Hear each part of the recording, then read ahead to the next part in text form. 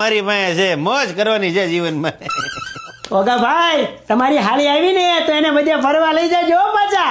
બેન આ તારું જ ઘર છે હો. બપોરે પાણીપુરી અને પંજાબી લચ્છી લઈ આવી દેજો.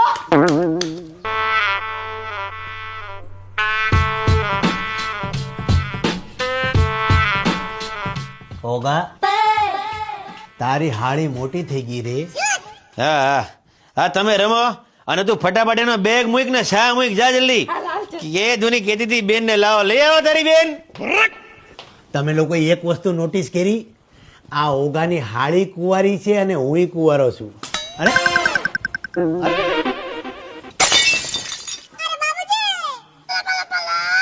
એટલું અટકે છે દાદા, એટલું એટલું જ ખાલી અટકે છે. જો આ ધર્મની ગાડીને તમે થોડોક ધક્કો મારી દો ને દાદા તો મારું ઘર બંધાઈ જાય. હું કેવા માંગશો તું?